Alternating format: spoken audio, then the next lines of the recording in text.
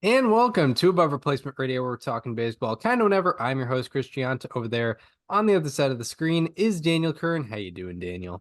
Chris, I'm doing very well today. We have reached almost the month-long point in the season, or at least we will in the next week or so before our next recording. So, we're starting to see some trends. We're starting to really understand some teams and players a little bit more. We're going to be diving a little deeper into that with a segment today. Um, but yeah, it's been another good week of baseball. Yeah, things are starting to look maybe a little bit more real right now. I know that maybe you don't really take a serious look at the standings until like maybe late May, early June, but there are certain teams that have kind of set themselves back, maybe certain players that um are kind of out of contention for things and whatnot. So or have solidified themselves as in contention for things and whatnot. So yeah, like things are starting to get a little bit more real because yeah, we're almost a month into the season now, considering opening day was March 28th. So yeah, it's fun. But one team that is really not started off well at all, that we didn't really expect to have, this start really, is the Houston Astros, who are now 7-15. Not looking great. What are you thinking about the Houston Astros start so far? Yeah, I mean, it's been certainly probably the worst. It feels like the worst stretch we've ever seen from them in this window that they've had since 2017. Luckily for them, no one in the division seems to really be running away with things right now. I mean, they are, still 4 games out of the first place Mariners, so uh, this probably won't. I mean, it definitely won't last. I can't imagine they'll play significantly under 500 ball all year. But it's been the starting pitching, right? I mean, that was always, if there was ever going to be an issue, that was probably always going to be it. They lost Verlander to start the year. They lost Framber midway through the year. They don't have Luis Garcia. They don't have Jose Urquidy. They've lost so many pitchers to injury in the last few months and then into the early goings of this season as well. And the Ronel Blanco no hitter was great and all, and he even pitched well in his next start after that. But uh, it's been an issue for them. Yeah, indeed. It's been definitely starting pitching, but also our relief pitching has not been good either. I know they have the currently have the sixth worst starter ERA and sixth worst bullpen ERA. Obviously the starter ERA is a little bit more glaring because of, I think, the reasons are more pronounced with all the injury problems they've had and lack of depth they have right now. But overall, as a whole staff, bullpen and starters, they have a 5.03 ERA and 4.33 FIP. That ERA is second highest in the league, and FIP is the seventh highest. And part of their lack of success is obviously just not pitching well, but also they've had a little bit of luck not going their way, and that's gonna create a 5.03 ERA. With runners in scoring position, particularly, which is when you really don't want to have bad luck go your way. But with runners in scoring position, they have a 379 BABIP against. Uh, Also, with runners in scoring position, they have a 328 average against, but a 282 expected batting average against. And they have the unluckiest difference in batting average and expected batting average with runners in scoring position. Part of that has to do with a 385 average against on ground balls with runners in scoring position. So seems like a lot more stuff is sneaking through that doesn't usually sneak through in those high leverage situations. It's in those high leverage situations, and it's kind of piling on to some already poor pitching from Houston. Yeah, I mean, the lack of depth has been an issue for them, and not. I mean, they've had an entire rotation worth of pitchers on the IL. I forgot to mention Lance McCullers Jr., but like, yeah, they've already had to bring up a couple guys to make their major league debuts. I believe Spencer Arrighetti and then Blair Henley, excuse me. Two guys that, yeah, had to make their major league debuts probably earlier than the Astros would have preferred for them to do so. And yeah, I mean, it's been a struggle. Those are only a couple games, but I mean, Hunter Brown has been quite terrible. I mean, he was my player to watch last year, and he's a 10.54 ERA in 4 starts and a 6.98 or a 6.67 FIP, excuse has, had all right strikeout to walk numbers. I mean, it's over two-ish or close to two, but giving up a lot of home runs. And yeah, he also does have a bad BABIP against and a bad left on base percentage, which that'll come down or that'll even itself out. And Ronel Blanco, to his credit, has been solid in a rotation that has needed it. Um, but yeah, I mean, it's really just the injuries and how deep they've had to go to find people to start games for them. Right, for sure, for sure. And I guess optimistically speaking, Verlander just came back, and also I've been reading that the Valdez in IL stint should be short. That's good. There was a report saying that he's hopeful to return when he's eligible to be back, um, April 23, and obviously that language is like, everyone's hopeful to be back sooner, but Yeah. it seems like that report wouldn't be thrown out there if he was going to be out for 2 months. So The yeah, that's good. the big concern with Valdez was that it was his elbow, right? Correct. Yeah. Which automatically your mind goes to bad places if Yeah. you hear that. It was elbow inflammation, yeah. So if he's hopeful to come back Yeah. soon, obviously a there's a chance that it can flare up again, but it is good news that he's not thinking that he's gonna be shelved for multiple months. hmm Um, He does but yeah, he threw looks like he threw a 30 pitch bullpen session yesterday as we're recording. So yeah, it does seem like he'll be back hopefully for his next turn in the rotation.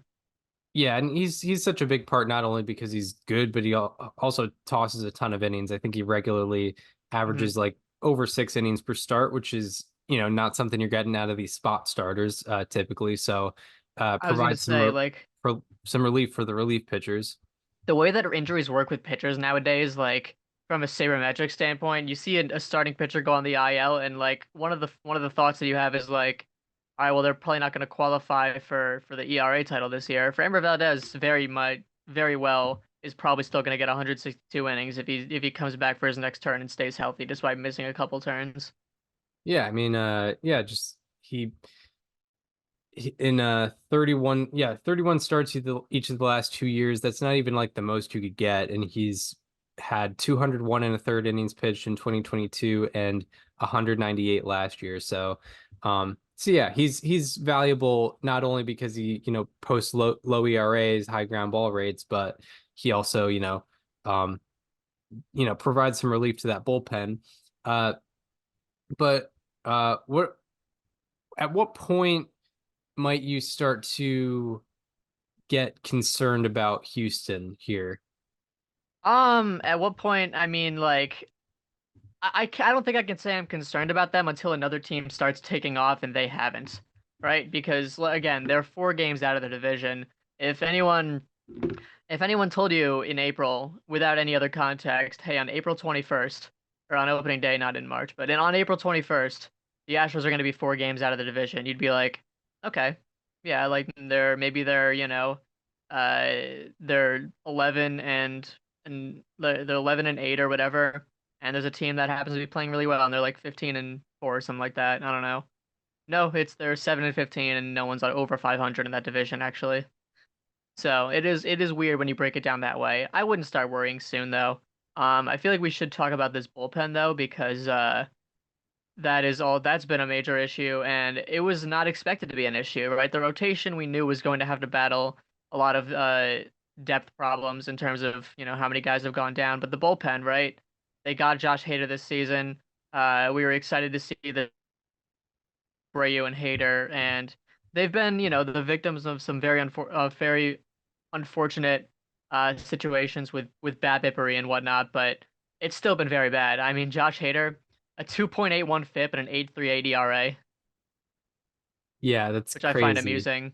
By the way, one thing that I talked about with Josh Hader, in terms of the Houston acquisition was I wonder if he's going to be able to start getting ground ball. He has a 54.5% ground ball rate this year. Yeah, that's wild. So that's pretty Yeah. cool. He had a 10.6% pop-up rate last year, hasn't allowed a single one this year, which is, that is unfortunate. By the way, the big thing like I mentioned, Josh Hader, a 54.5% ground ball rate. 50% of all batted balls against him have been hit up the middle. So you can imagine what he's been going through. Yeah, probably. Yeah, for sure. Trying to look here if there uh And he also is giving up a lot harder contact. His average exit velocity has risen by 4.3 miles per hour. His hard hit rate has risen by 17.2%. yeah, he has a 476 BABIP against. Yeah. Uh that is Yeah. my goodness. That's Yeah, and crazy. Ryan Presley has a 464 BABIP against. Brian Abreu's actually been bad. He's given up 2.5 home runs per nine after 11 innings pitched and 6.55 walks per nine. Yeah, I guess optimistically speaking, if there's any Astros fans listening to this, it would don't really get too concerned about Josh Hader or Brian Presley, for instance, but definitely Josh Hader because he's striking out guys at a higher rate than last year. He's walking guys at a fairly normal rate, at least for him, and seems to be getting a lot of ground balls. It just seems things are like it is very luck based. His lack of success. Yeah, hitters are batting 375 against his sinker with a 223 expected batting average. It's a 150 point difference. Yeah, I'm looking up his average against on ground balls. Uh 417 average against on ground balls. Yeah, see that's not gonna last. That's yeah, typically that is not a long-standing thing with a yeah, 417 average, 284 expected batting average, which I guess is a high expected batting average for ground balls, but still it's obvious there is some bad luck going against him. Um, so yeah, I guess yeah, Brian Abreu that is concerning. Seeing hit, I've noticed that his FIP is really really high. But yeah, yeah, things will have to get sorted out. Luck will have to go some guys' way, and maybe they'll get going in the right direction. Because yeah, they've it's been odd. Because they have won a series against the Rangers. I don't think it's necessarily um a competition thing for them. It's just they just seem to not be winning against most teams right now. I mean, they got swept by the Royals. It was weird. They did get swept by the Royals and it was weird. Yeah, no, Josh Hader's just been very, very, very unlucky this year. I mean, the 4.66 walks per nine aren't great, but he also has struggled with walks in the past. He had an actually higher walk rate last year, uh, before getting that contract. So he'll be fine. But yeah, it has been very unfortunate what's happened to him. Yeah, for sure, for sure. And it's not even like FIP. His FIP is like is like deceiving. His expected ERA is also like low threes. It's 3.38. Yep. So that's that's also it's not like FIP is really masking anything.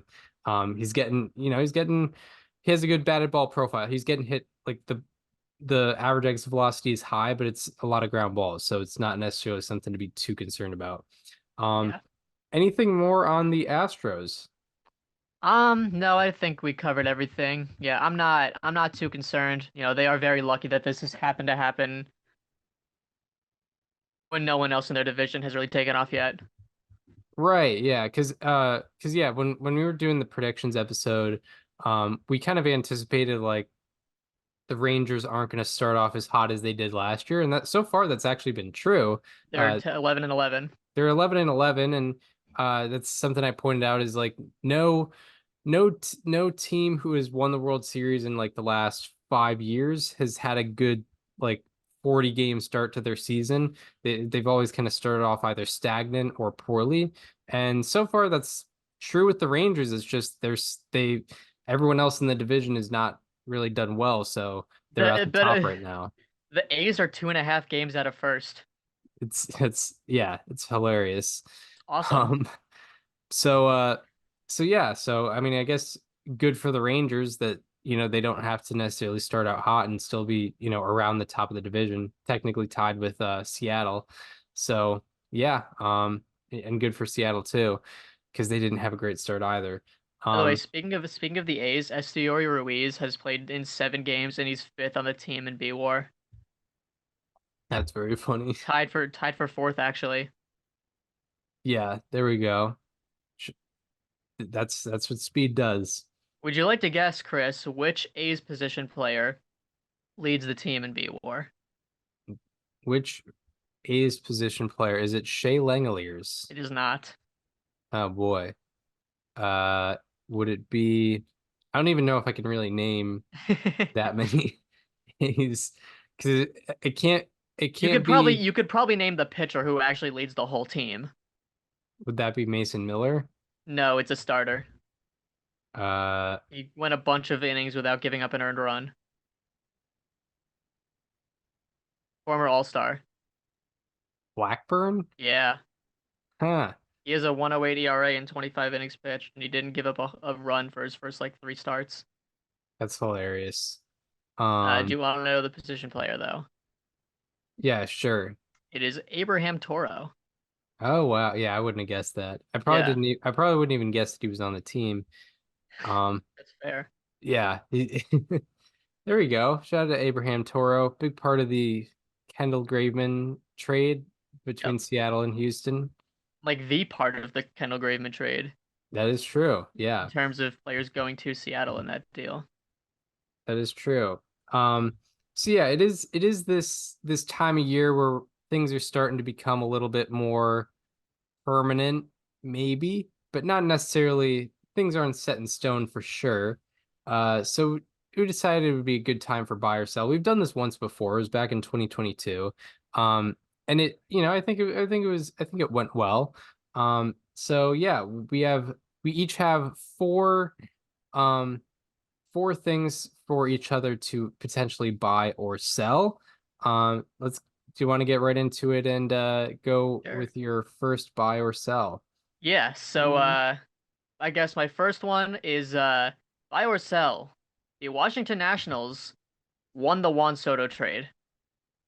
For some Ooh. context, CJ Abrams is currently leading the league with a 700 slugging. Mackenzie Gore has a FIP below 3. James Wood is maybe the best position player in the minor leagues. And Juan Soto's still doing his thing. I mean, he's actually improved his defense this year.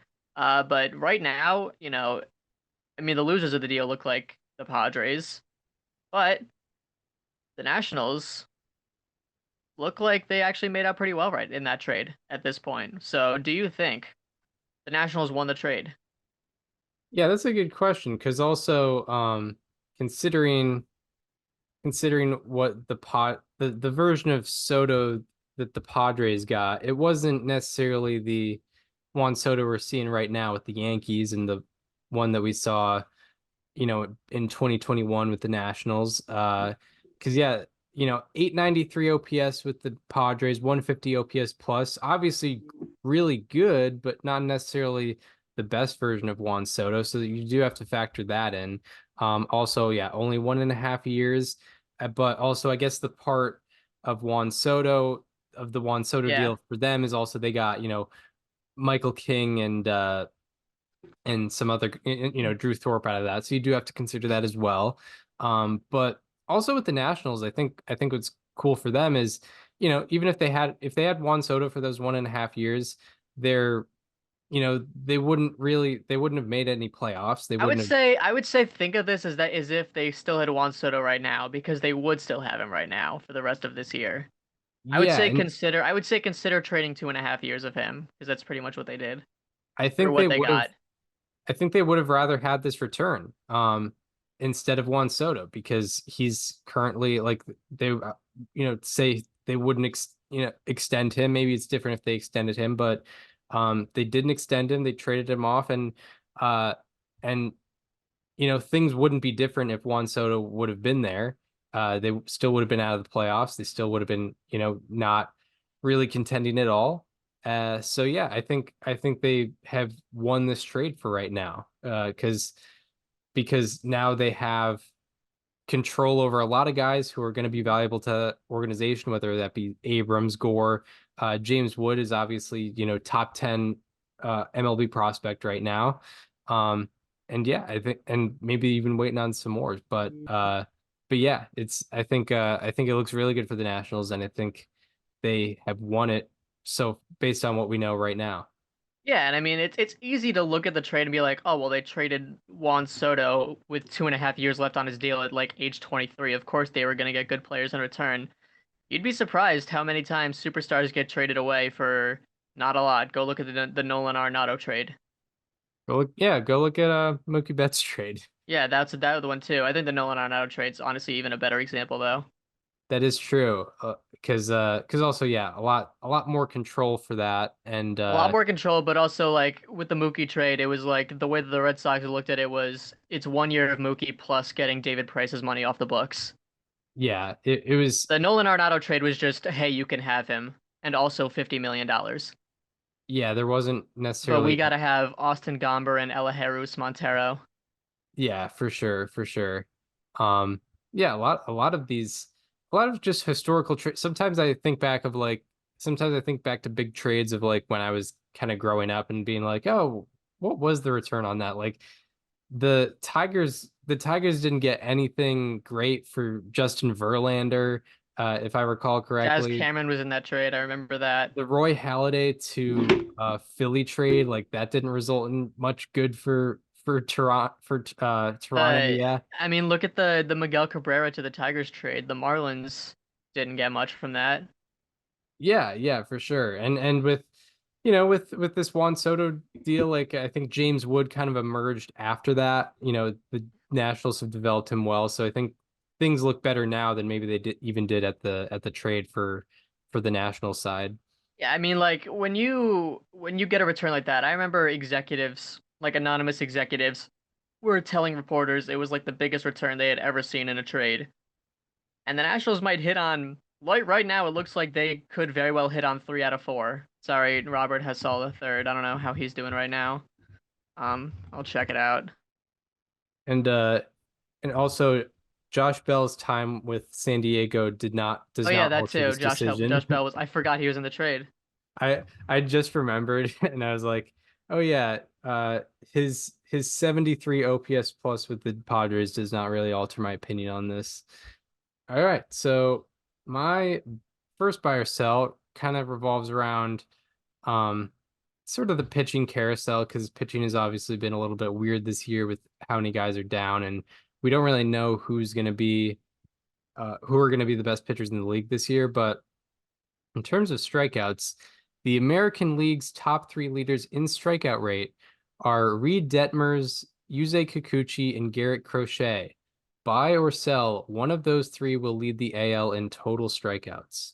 In total strikeouts. So, I mean, who do we got threatening this right now? Who is going to throw a lot of innings and strike out a lot of batters? You don't really, I mean, you can never really know who's going to throw a lot of innings at this point. That's true. Um, but in the AL, I believe in yeah, I total mean, strikeouts right now, it's Luis I would Castillo. say Luis Castillo and Cole Reagans came to mind. Cole Reagans did struggle in yesterday's start, but that's all right. Um, in the American, the fact that you said American League is key. So one of those three leading the league in total strikeouts. I mean, honestly, I really do like what I'm seeing from Reed Detmers. Uh, obviously the point of him staying healthy is a question mark. Garrett Crochet, we might have seen his magical run timeout in his last start against the Phillies. He gave up 3 home runs in 3 innings. Did strike out 3 though, so K per 9 was still uh above 9 or above 9, yeah. So you're asking me if one of Detmers, Kikuchi, or Crochet will lead the American League in total strikeouts? Yeah. Hmm. Uh, and how far are they above the rest? I'm gonna sell that. I don't know. Like I see Castillo and Reagan's one of them being able to stay healthy I think and just kind of racking up the strikeouts. also Burns is a good candidate. Burns is also a good candidate. He's in the AL now. That is a good point. Yeah, yeah, it's just something I found very weird. Being like the Yusei Kikuchi strikeout rate is also the most random to me. I was thinking about it the other day. Like, where do you think we're gonna rank him in terms of starting pitchers on the free agent market next season? Because it's Yeah, very possible he's like top five. yeah, because I immediately thought of Because Wheeler like and then Bieber's gone remembered. now. Like Walker Bueller, who knows what he's gonna look like at the end of the year. Like Yusei Kikuchi might be like a premier starting pitching free agent this offseason. Yeah, true. That is true. Yeah, who knows? Um, I'm pretty sure he's a free agent. yeah, I mean, I can't imagine. I know he's with Toronto now. I can't imagine he signed a long-term deal with them Yeah, he is a free agent necessarily. next year, Yeah, going for into his sure. age, 34 season. But he Right. was good last year for them, and he looks good this year as well. Yeah, yeah. Yeah, yeah, he kind of started emerging last year as a good like Hmm. peripheral pitcher, good run prevention pitcher, and now it seems like it's a little bit more like a trend. Um, Especially if he let's say qualifies for the ERA title this year. That's two straight years where he pitches at least 160 innings, 4 straight years where he pitches at least 100 innings. Like even if he's going into age 34, that's going to mean something for teams. yeah, for sure, for sure. Like that value is going to be ever more present when it comes to innings and whatnot. Um, but yeah, what is your second buy or sell? All right. I think it was known that this team was going to make some sort of appearance in this segment. I bet you have a question about them as well.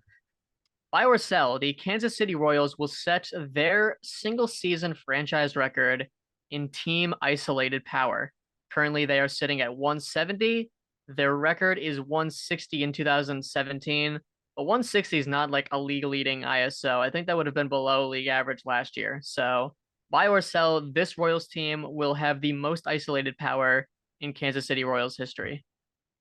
Yeah, it's a good question because it does seem like this might be the year for that, considering some of the power that they have and have developed, whether that be obviously Bobby Witt Jr. sticks out, MJ Melendez sticks out right now. Salvador Perez, he is a nominee for that because he doesn't necessarily have a high batting average, but he slugs a lot, hits a lot of homers.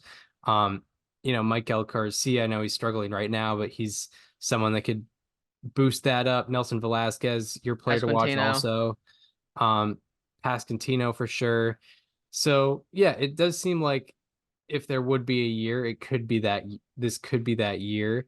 Um, but yeah, just thinking this their general start to the year, it does seem a little bit random for sure. So I'm wondering um if that correlates with if that correlates to their isolated power. I'm gonna look up where their team ranks in barrel rate right now. They're technically tied for first with the Braves at 9.9%. Okay. Sure, I'll buy on this. Yeah. All It right. it seems like they have enough power this year. I don't know if they're going to necessarily like succeed as a team this year, but I think they have some boppers in that lineup this year that they probably haven't had before, and maybe that's just their team philosophy more now than before. Um, so my second buy or sell is um it's about some some poor teams. But for context, right now the White Sox sit at 3-17. The Marlins are 5-17, Rockies are 4-16, and the A's are overperforming at 8-13. Um, buy or sell, three or more teams will finish with less than 55 wins this year. Less than 55. So that would be what, 108 Eight losses. losses? I think the Marlins are better than how they've been performing.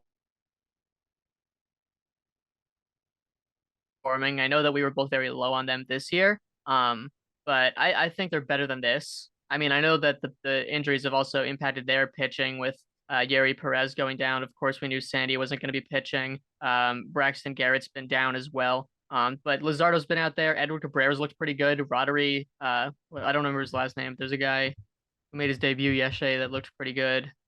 Um, Roddery Munoz, that's who it was. Um, The A's are overperforming. I mean, they only need 47 wins to go, right? Yeah. I'll sell this. I don't think three teams. I mean, I could easily see the White Sox and Rockies getting below 55 wins. Um, but I think the Marlins will be better than how they've performed, and the A's. I mean, I don't know. All it takes is one more hot streak, right? Yeah. So I'll sell on that. I'll buy that two teams will do it, but three I think is pushing too much for me right now. All right. Um, my third buy or sell all is very similar. It is simply that the White Sox will win less than 50 games. Um, yeah, it's For context, they are bad at everything, team wise. They have the worst weighted runs created plus in baseball at 64. They rank, I believe, 26th in excuse me, they rank 23rd in defensive runs above average. They rank 27th in BSR, which is base running. They also rank last in overall FIP team wise. And I think they're 26th in ERA. So they're not really doing much right, but yeah, is 50 too high for them? right. Yeah, it's been funny.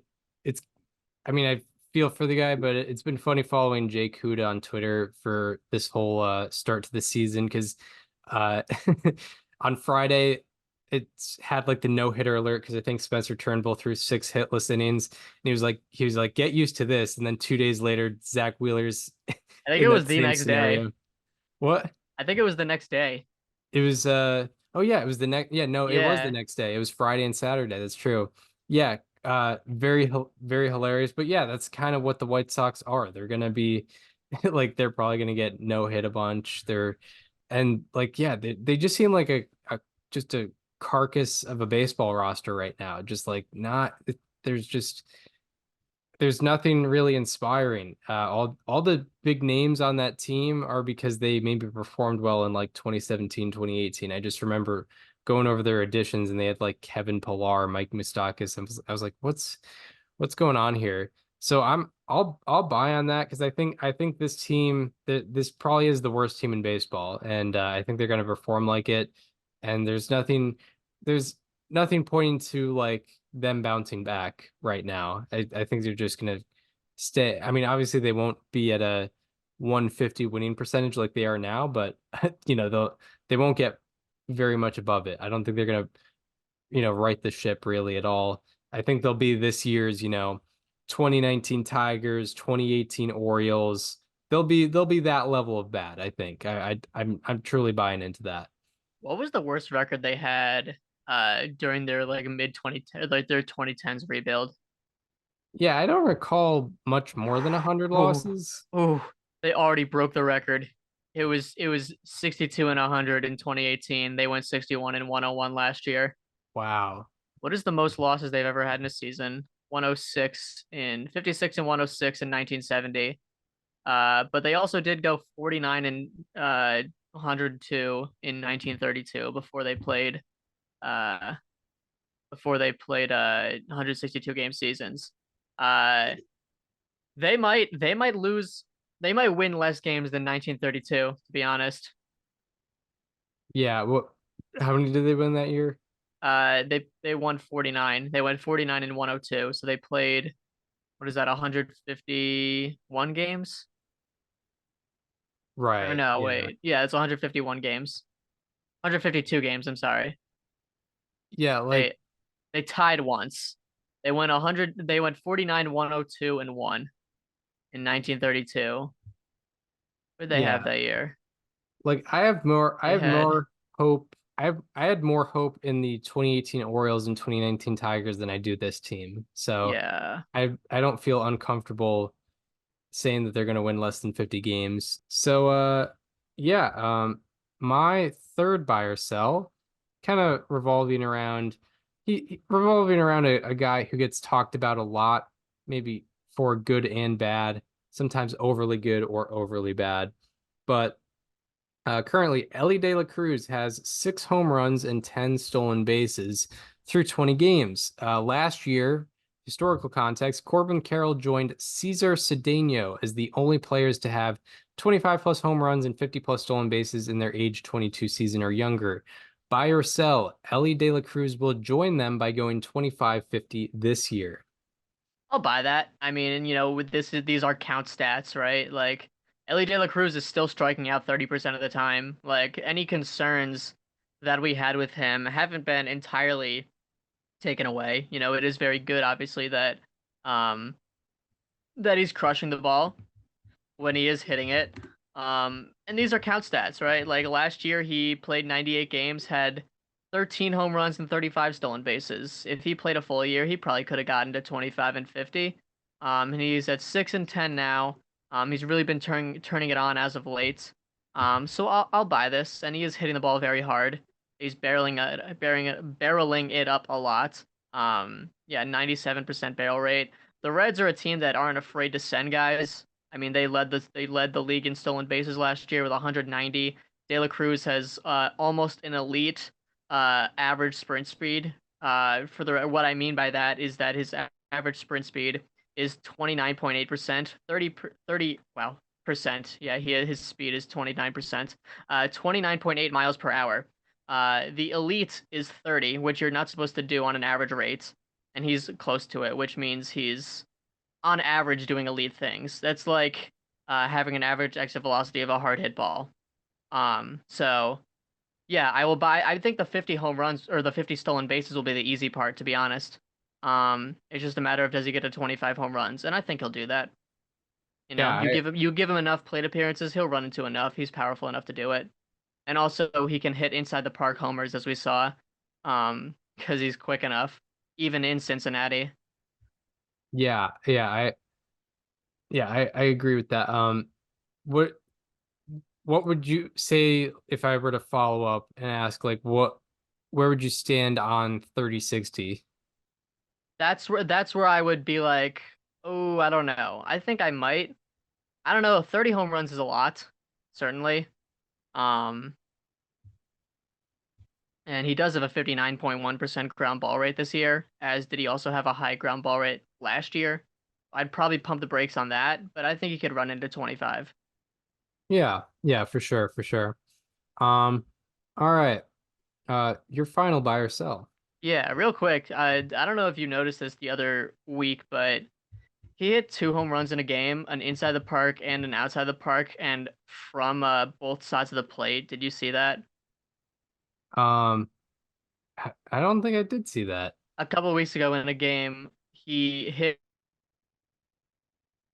a home run from the left side, and he hit an inside the park home run batting righty in the same game. That's pretty sick. He is very good at the cool things. That is, Yeah, I no, he wouldn't take is. that away from him. Yeah, I mean, Elly De La Cruz is objectively awesome to watch. He might not be, when you run it by the numbers, the best player statistically, but like he is objectively very fun to watch no matter what, because on any given night he could do something insane. Um, and yeah, and I mean we've seen him do it this year. Um, and like I said, the strikeout problem, I think the strikeouts are always going to be there, to be honest. Like he struck out at a 30% clip at every level in the minor leagues, virtually. He did only get up to 26.9% in AAA, but I mean, you know, I think we just got to accept the strikeouts are who he is, and that's fine because when he hits the ball, it's awesome. Like Yeah, well above the average player. yeah, for sure. And we experienced that with a lot of different hitters. Like even guys like Trout and Judge strike out more than the average hitter. Yeah. So Yeah, yeah, nothing wrong with it. yeah, nothing wrong with it if you're barreling up the ball and hitting the ball hard enough. It's when you Exactly. it's when you're not doing that, whereas the strikeouts become more of a problem. Yeah, and Um, also like he is Elly De La Cruz is better at chasing this year as well, which is good because that means he's walking more. yeah, he did. I did notice he walked 4 times yesterday, which is crazy. Yeah, he has a 13.6% walk rate, which like if you're doing that and you can hit the ball the way that he does and run the way that he does, I don't care how much you're striking out. That's awesome. Yeah, Because I right. mean, again, like the 50 stolen bases, right? If you're walking 13% of the time, like that puts you on first. A lot, yeah, a lot more for sure. Yeah, so my final buy or sell comes from a team that people have loved talking about for the last close to 2 years now. And we're talking about some more Orioles players. We've talked about so many breakout Orioles, but two that have stood out this year are Jordan Westburg, your player to watch, and Colton Cowser. Buy or sell that the two of them will combine for a weighted runs created plus above 130 this year. Above 130. I know Westberg is probably he's in like the 170s I or think he's 180s. 176, And where's Cowser at? probably similar. Um, yeah, so I liked what I saw from Jordan Westberg last year, like average exit velocity, barrel rate wise. I haven't dived too deep into the world of Colton Cowser. Um, maybe I Yeah. wasn't into that. Um, Now, I need to preface Colton Cowser has a 483 BABIP, but he does have a yeah. 228 weighted runs created plus in 52 plate appearances. Okay, yeah, that is interesting. 5.8% walk rate, 30.8% strikeout rate, 1.1 F4. But we're talking about weighted runs created plus here. I think over the long scale, I'll sell on this one. Maybe just because I want to maybe wait a little bit longer on them because even Westberg I chose as a player to watch, but I didn't envision this. I don't even know if I envision a 130 weighted runs created plus overall for him. I think if I recall correctly, he didn't have the greatest of strikeout rates this year, and I think I have a kind of a Westberg's theory. actually no, Westberg's been good with strikeouts. Um, He's at this 19.7%. this year he has, yeah, But in the past, well, last year he was at 24.6. yeah, which isn't necessarily a disaster, but it is No, a but little it bit is above below average. average. Yeah. So I think, if you're prone for more strikeouts typically, I think you're a little bit more prone to slumps. So if his strikeout rate goes back to what it was last year, then I think he'll be more prone to falling out of it. I'll just sell on that because 130 is a fairly high standard for guys who are each in their second year in the big leagues. Um, Yeah, that's fair. all right, my final buy or sell. It's a little bit concrete, but um, I'll go with it because it this team is kind of intriguing. But the Brewers are 13-6 and have won series against the Orioles, Mariners, Reds, Mets, and Cardinals. Buy or sell, the Brewers will be in the 2024 playoffs. In the playoffs. I mean, their offense has been like one of the best in baseball. Um, they also have a 333 BABIP as a team, which I'm not. I mean, William Contreras is at 455 for his BABIP alone. Bryce Terang is at 346. I don't know. The Brewers have such a weird assemblance of players. Um, Unfortunately, Christian Yelich did also just hit the IL. How much? What is their lead in the division right now? Because again, no one else really taking off. The Cardinals Well, have The been, Cubs have been doing the well. Cubs have been doing well. They just lost Seiya Suzuki, but he'll be coming back. I'll still sell on this. I mean, it's a good 3 weeks. But I don't know. I picked them to finish third. I think they could surprise a lot of people that automatically thought they would be terrible because they traded Corbin Burns. And DL Hall's been pretty decent if I recall. To his credit. DL Hall. Oh no, he hasn't been. Never mind. He pitched one. He was decent in his first outing. He's not been good in his others. But um, I mean, Freddie Peralta's been excellent.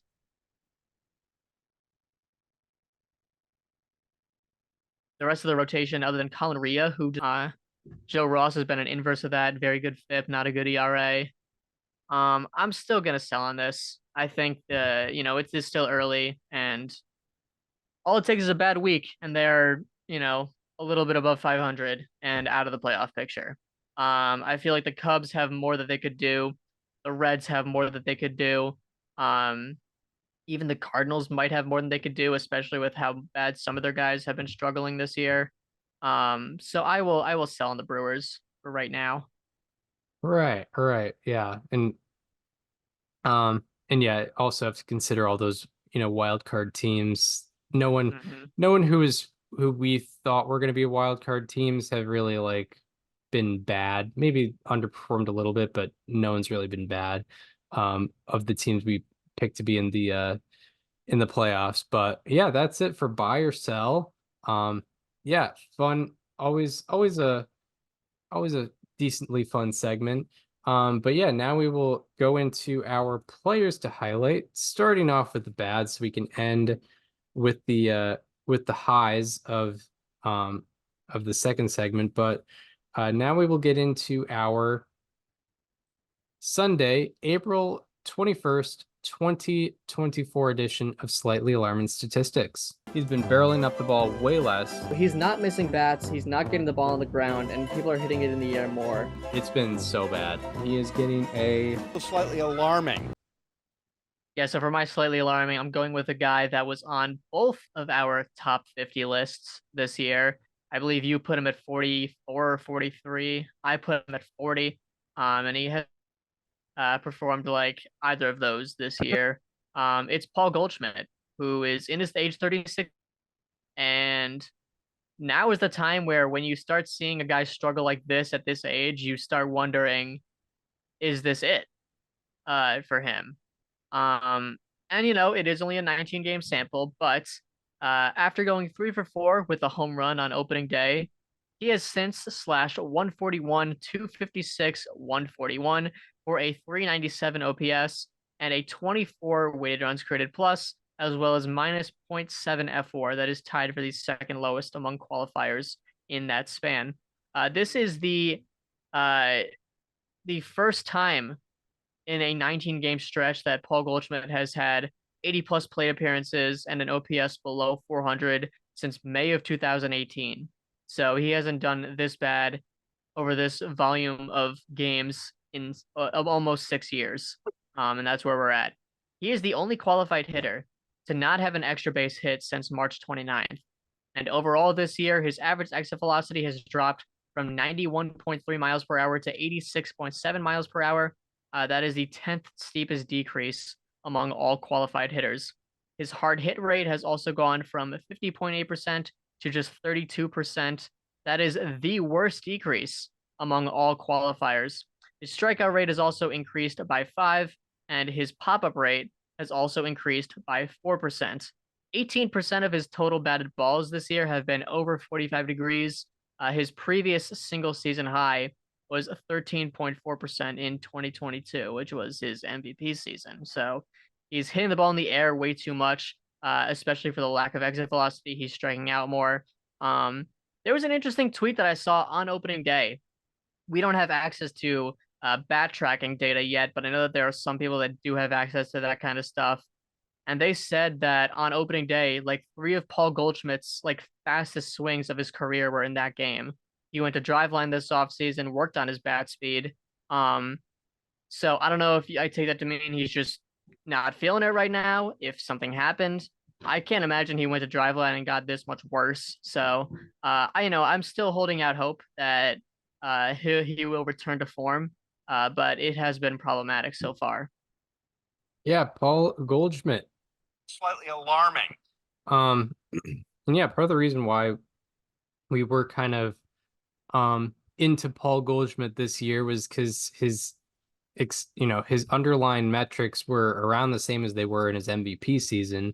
It's just he happened to get a little bit unlucky last year, but now those underlying metrics are not looking very good. So yeah, something to ponder for the 36-year-old first baseman. But my slightly alarming, he was actually my number 3 left fielder. He was probably the worst number 3 at any position, I will say, outside of maybe a relief pitcher, because relief pitchers simply don't hold that much value. But this is my number 3 left fielder in baseball heading into 2024, Nolan Jones, who last year in 106 games had 3.7 F4, had a OPS in the 930s, I believe. Also had a 2020 season in 106 games. But this year he is struggling. He is hitting 164 with a 535 OPS 34 weighted runs created plus, and 40% strikeout rate. Out of 183 qualifying hitters, his weighted runs created plus is 7th lowest, strikeout rate is 5th highest, and FWAR is the 10th lowest. His expected slugging is in the 12th percentile, expected WOBA is in the 7th percentile, and expected batting average is in the 5th percentile. And part of this has to do with some of the batted ball stuff. But strikeout rate has gone from 30% to 40% this year, but also from 2023 to 2024. His ground ball rate has gone from 44% to 51%, and his fly ball rate has gone from 29% to 20%. And partially because of that, his barrel rate has gone from 16% to 5%. That part is especially concerning because Nolan Jones, I think naturally he's someone who does strike out a little bit more, but as we just talked about with Elly De La Cruz, if you're striking out as much as you are, you need to have a very good batted ball profile to make up for the amount of times you're not putting the ball in play. That is not the case with Nolan Jones. He's barreling up the ball at only a 5% rate right now, which is making him a pretty unproductive hitter. So Nolan Jones. Slightly alarming. I see there's a little theme between us here. Yeah, they are. Both our slightly alarmings are dragging down our respective F4 teams with our college friends. By the way, just a quick update to something we covered earlier. Christian Javier was scratched from his start today due to neck discomfort. So that's more bad news for the Astros rotation. Hopefully he'll be back soon. I think this isn't too much to worry about, but I'm not a doctor, so I'm not going to make any diagnoses right now. Yeah, that is unfortunate. I placed a bet on him, so I guess that gets taken away. Yeah. But DraftKings has not removed it. But I did say he would have under 2.5 earned runs, so that is the case. I should win my money. He did get under 2.5 earned runs. But yeah, now we go from the lows to the highs, where we were talking players that have been outperforming expectations, and talking our Sunday, April 21st, 2024 edition of How About That? He's striking out less, walking more, and he's also making better contact. Turning into a strikeout machine just out of nowhere. He's been excellent all around this year. He is getting a How about that? Yeah, so for my how about that, this guy, he's been staring me back in the face all year when I've been looking at the position player F4 leaderboards, just daring me to do it. And I threw my hands up today and said, fine, I'll talk about Spencer Steer. Because yeah, he's been up there all year. He was like top 5, top 10 for a while, and he's cooled off a bit, but still, he is slashing 324, 435, 563 for a 998 OPS and a 170 weighted runs created plus, along with a 1.0 FWAR. His line drive rate has gone from 24.6% last year to 32.8% this year. That's an 8.2% increase. And he's also increased his hard hit rate from 37.1% last year to 53.4% this year. He has decreased his strikeout rate from 20.9% to 15.3% and increased his walk rate from 10.2% to 12.9%. So a lot of the underlying numbers are going up in the right ways or down in the right ways. 66% of all pitches that have been thrown to Spencer Steer have been fastballs, whether they be four-seamers, sinkers, cutters. 2/3 of all pitches he has seen are fastballs, and that is the 10th highest rate among the 121 hitters with at least 300 total pitches seen. I don't know why pitchers are throwing that healthy doses of fastballs to Steer, because on that same list, his 4.3% run value per 100 against fastballs is the 4th highest. Now, if you're not familiar with run value per 100, it means approximately how many runs you are sort of creating out of a 100 pitch sample on a rate basis. So this is a rate stat where he ranks 4th, despite having some of the most volume in terms of opportunity, right? Like if a guy had the most at bats with runners in scoring position, and instead of looking at the most RBI, you look at the highest OPS with runners in scoring position, and he's at the top. That's essentially what Spencer Steer is doing, but it's very but it's very in the pitcher's control to not throw so many fastballs, but that's what they're doing. On four seamers in particular, his 6.0 run value per 100 is the third highest among the 96 hitters with at least 25 plate appearances that ended on four seamers. Spencer Steer also has 14 hard hit line drives, that is tied for the sixth most in the majors, and his 24.1% hard hit line drive rate is the fourth highest among the 128 hitters with at least 50 batted balls. So Spencer Steer's been hitting the cover off the ball this year. No one really knows where he plays defensively, but you got to have him in the lineup regardless because he's been the strongest bat this season for Cincinnati. Yeah, Spencer Steer. How about that? Yeah, I love a guy hitting a lot of hard hit line drives. It's one of my favorites. Whenever a guy is hitting a lot of hard hit line drives and I'm highlighting them, it's always fun to point out. Yeah.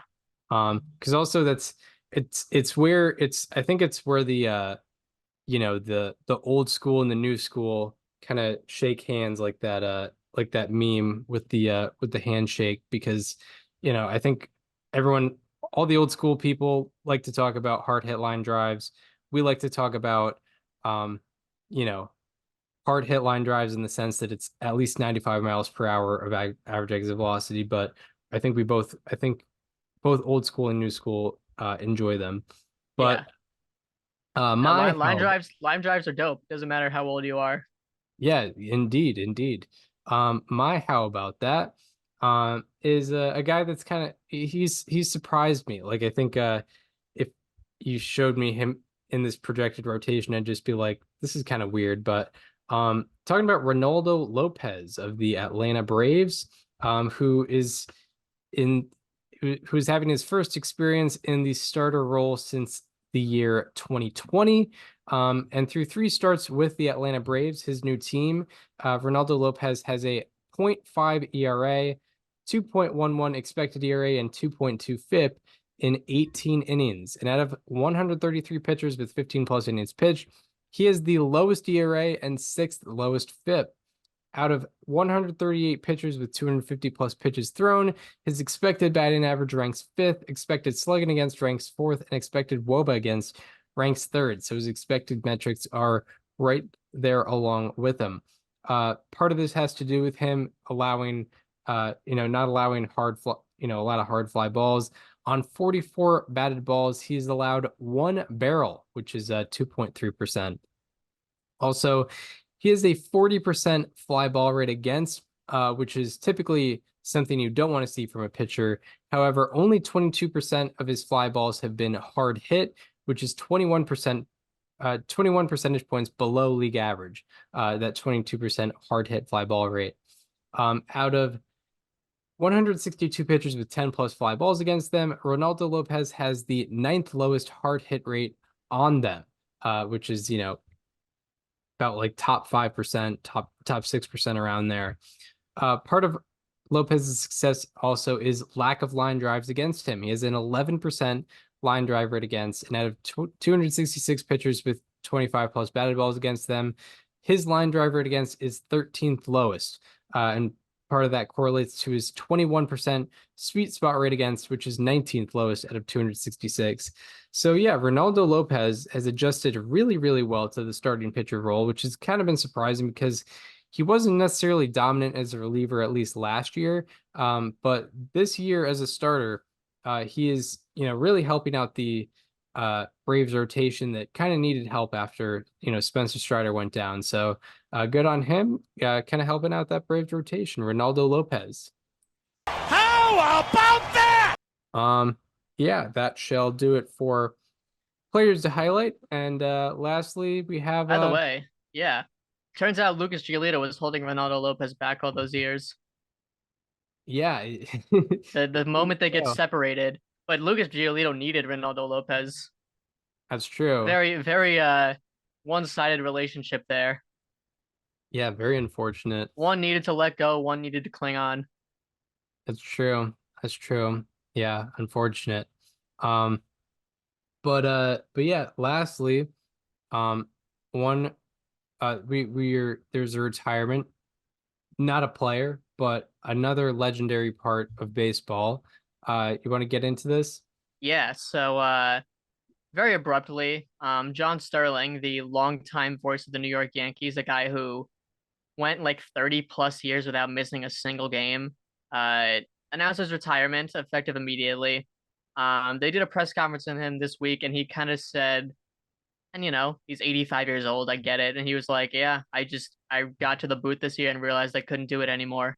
Um, but like anyone who's grown up, I grew up in New York, not a Yankee fan, not a Met fan either, but anytime the Red Sox played the Yankees and I was in a car, I had to get the Yankees feed on the radio because that's just how it worked with local stuff. So I listened to John Sterling on many, many different occasions. Um, and obviously as a fan of a certain team, you always want to get your team's feed, but sometimes it doesn't work out that way. But hearing John Sterling's voice was always a joy every single time for me. He is a guy that broadcasted, I think, over like 5,600 games in his career with one team. He got to see like every era of Yankees baseball that you can imagine, right? He saw a dynasty, he saw a lot of playoff teams, he saw some rougher years in the 80s before they had a big playoff drought in the 80s. He's seen a lot of legendary players, right? Like Derek Jeter, Aaron Judge, Alex Rodriguez, Mariano Rivera, Don Mattingly for the end of his prime. Um, and yeah, he was a very special person to listen to on the radio. Um, and yeah, I mean, you want to talk about like 162 guys. Like, I mean, he and Vin Scully were like the Cal Ripkins of broadcasting in terms of doing every single game for as long as you can imagine. He was kind of the American League version of Vince Scully in a way, I would say. Yeah, 30, I believe 36 years in the booth, and yeah, legendary career. Yeah, indeed, indeed. Yeah, and he's just one of the main voices you'll hear. Like you can't watch a history of baseball, highlight reel without hearing a John Sterling call very soon into it. Obviously, one of the main voices of that Yankees dynasty from 96 to 2000. His calls are all over the place. Any famous home run call with the Yankees, you automatically want to hear John Sterling's voice. Yeah, and he's been around. Yeah, he's been around for all the Yankees legends, including Aaron Judge. Like Aaron Judge is part of that, and he was able to call his 62 home run season, his 52 home run season, his rookie year. So yeah, like even his his legacy carries into modern day with the current day Yankees and what they are right now. So yeah, he's an important part of baseball broadcasting. One of the you know if not Mount Rushmore, he's a big candidate to be Mount Rushmore. And yeah, very very amazing career that he led on. The Yankees are a franchise that is so built on their history, right? Like 27 rings, the core four, um, everything else that's happened. And John Sterling like is Yankees history. Like you can't think of, I mean, any Yankees highlight in the last 30 plus years, like that's John Sterling's moment. That's his call. Like you can find the John Sterling moment for just about any big Yankee thing that's happened, whether it be, Derek Jeter or A-Rod's 3,000th hit, both of which were home runs. You can even find the John Sterling call of Edgar Martinez's double in 1995. I've heard it. Um, there are also just so many reasons to love his style of broadcasting. Like, a lot of people poke fun at the John Carlos Stanton single in the 2021 AL wildcard game. And like I think we can all just be honest with ourselves. Anyone who watched that game absolutely thought that ball was gone when it was hit. Like I didn't see it hit off the wall because I had buried my head in my hands when I saw the contact. Um, and I love how much he just completely committed to the home run call because he was all of us. We all thought it was gone. Everyone. No matter who you were rooting for in that game. That's a little fun moment. But also the thing that happened last year where Justin Turner hit a foul ball that went back up in the booth and hit him, and he continued calling the game like nothing happened. Like at 84 years old, that's kind of remarkable that he was able to just press on like that. Yeah, indeed. He's a fun like character in the MLB universe for sure. Yeah. No matter what it was for, but obviously, a very positive legacy nonetheless. So yeah. Anything more before we wrap up? No, he will be missed. Legend. Yankee games will never be the same. Yeah. As we say, but I mean it really rings true here. Right. But yeah, that shall do it for this installment of Above Replacement Radio. We hope you enjoyed this one. If you were listening on an Apple Podcast or Spotify and want to watch the conversation as it happens, go to the YouTube channel. It is called Above Replacement Radio. Check out all the features on there, including the playlists, like guest interviews. We've had Jeff Passan, Foolish Bailey, Sarah Langs, Mike Petriello, Chris Rose, among others, as guest stars of Above Replacement Radio. So make sure to check all that out. And it's pretty evergreen content over there. So go over there. It'll be a good old time. But also follow us on social media. Follow me on Twitter, @Eckerson_Gianta. Follow Daniel on both Twitter and Instagram @Daniel_Curran, and follow the show Instagram @Above Replacement Radio for all the show needs. We hope you enjoyed this one, and we hope to see you next time where we'll be talking all the happenings in Major League Baseball. Once again, see you then. This conversation is over.